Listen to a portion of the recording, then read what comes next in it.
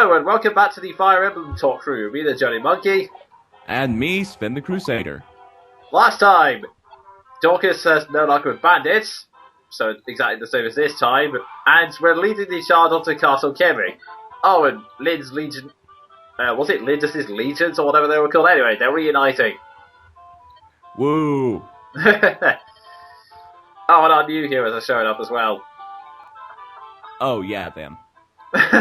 Such excitement and passion we have in this talk through. So, yeah, we're in the second half of this chapter, and it's pretty simple, really. You just send the main group forward, and we've finally started making progress with the bandits on this.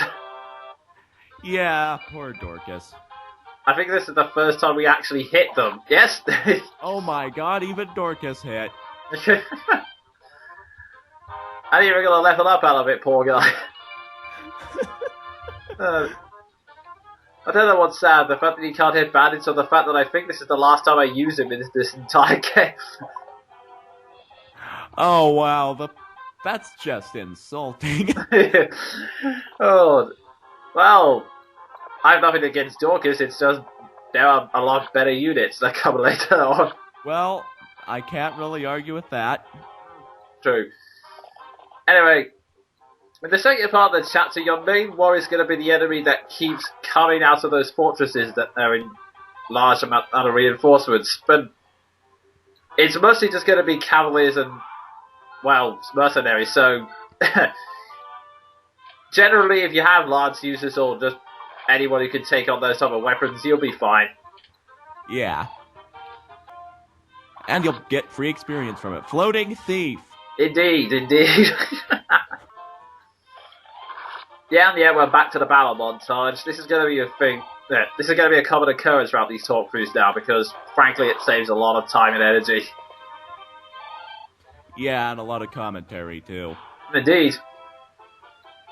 So yeah, the best way to handle this is just to charge straight at the fortresses, and you were supposed to hit him, Hector.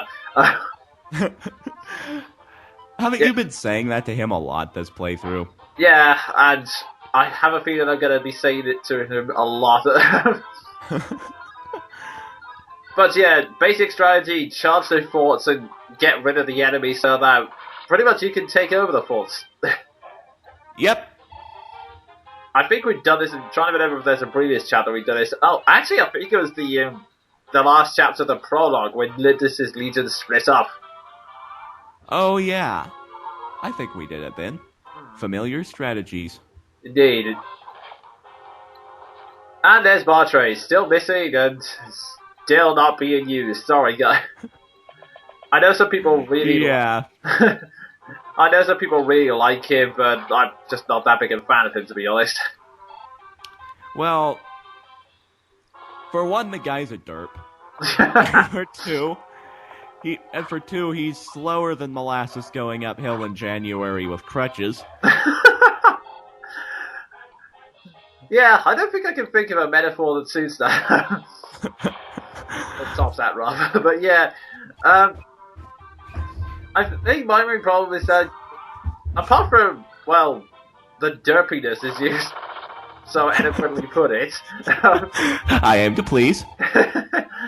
Apart from that, he just doesn't really have a character. He's pretty much there to establish a connection to Fire Emblem 6, which of course we don't know, since Fire Emblem 6 isn't out in Western territories and Nintendo has no plans to remake it or release it over here, so... Yeah, so it's kind of pointless. Really, the only substance to his character is how much of a derphead he is. Pretty much. And... yeah, Lynn and Matthew are going to meet up again, and this is kind of the big point where Matthew reveals that he's a spy, basically. Yeah, even though we've known that since Chapter 12. True, but this is the first time Lynn does, and to be fair, it's kind of a funny interaction where Matthew goes, being memorable is not a good quality for a spy to have. Please do not say this to anyone. Oh... But yeah, I don't think that stays a secret for very long anyway, so... Yeah, it really didn't. although, reading about it, it's the best justification for thieves. Otherwise, it's just the kind of standard Fire Emblem scenario where I'm a thief, but if you can hire... for some reason, I'll work with you guys, because, hey, these apparently have honor. Well, Skies of Arcadia, I guess. Yeah, but that was kind of more of a Robin Hood thing, I suppose. But yeah, I see your point. And it was pirates, so... Yeah, pirates are awesome. Anyway...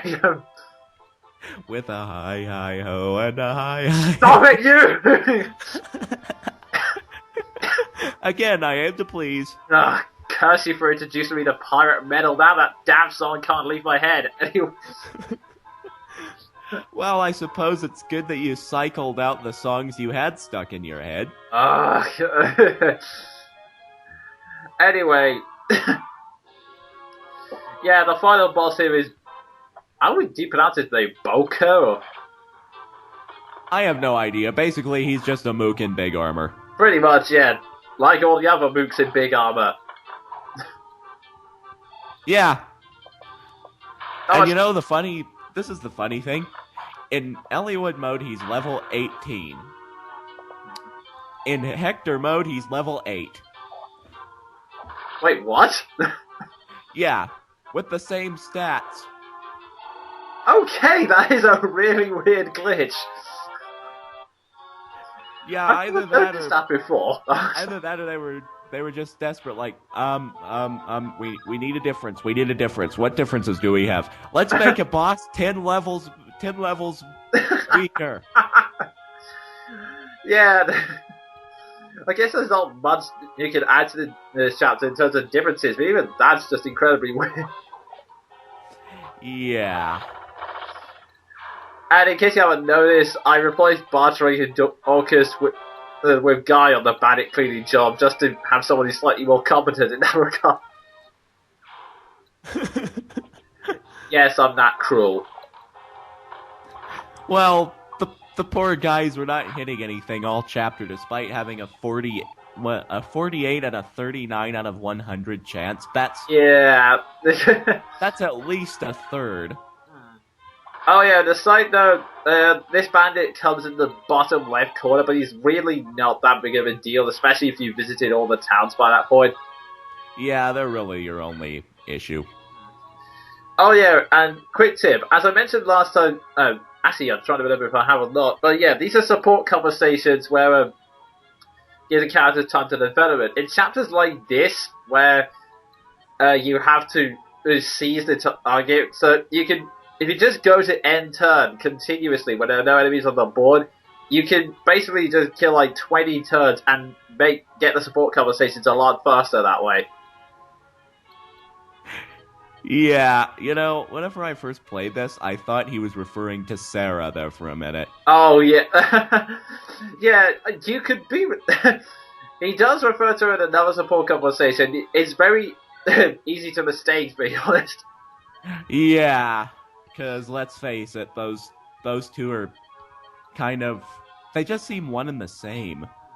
I mean, a willful child who keeps demanding things from her, that does sound a lot like Sarah, to be honest. Yeah. All that's missing is the most ungodly pink hair imaginable. But, yeah, we'll get to that in part B of his support conversation. Yeah, they come in 3 parts, and they boost your stats in later in the game. And, yeah, that's pretty much all we can say about them, because now we've come to the end of the chapter. Whoa. Exciting, yes.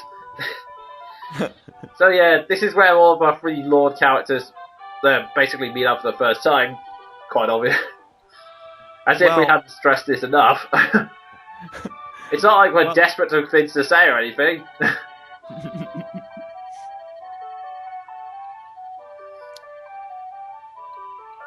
Yeah, basically... Oh, you go ahead. Oh, I thought he said more, because I was expecting something humorous. Oh, there he is. Oh, yeah, this is where... Basically, Lind and her usual cheery self. Basically, he says, "Hello, thanks for saving me. By the way, your fighting style is very wild and incredibly dangerous to everyone around you." Oh my. Yep, there we go. Yeah. I didn't mean to be so critical. I just mocked every single one of your weaknesses. I suppose in fairness, she would take his ass to the floor in single combat, given speed, but... And then, ironically, in a support conversation, she loses, which is actually an interesting... I don't even begin to get that. Yeah, I mean, maybe Hector's resilience helps, but even so... Yeah, he'd probably fare about... Whatever comes actually hitting her, I'm guessing he'd fare about as well as the rest of our action. Yeah. And yeah, if you have the tactician on, this scene is basically just saying, "Hi there, player. Nice to meet you again," and that's really all there is. So much depth in this tactician of ours. Yeah. I feel so much more immersed. Yes. Yeah, I do pretty much love how Marcus Lawrence, even in his good... Oh, not Marcus Lawrence. Marcus Carian is pretty... I mean, even in this group situation, basically saying, "You lost." There's no... Well, I guess we could give him credit for standing up. And even this...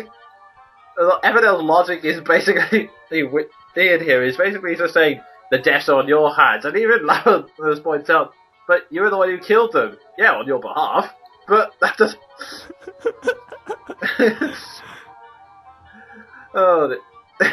And pretty much, yeah, Marcus Lawrence is pretty much a pathetic villain since he keeps saying, "Well, yes, I do want to rule the sea here. I mean, admittedly, my reputation has been completely destroyed and I've invaded several kingdoms and it's all gone to pot, but still, it's worth it, right?"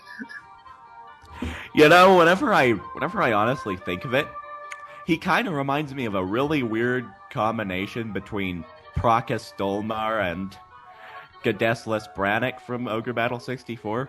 Huh. Oh god, there's been so long since I played that game. I'm trying to remember who those guys are. Both of them get thrown around on their asses by Baldwin.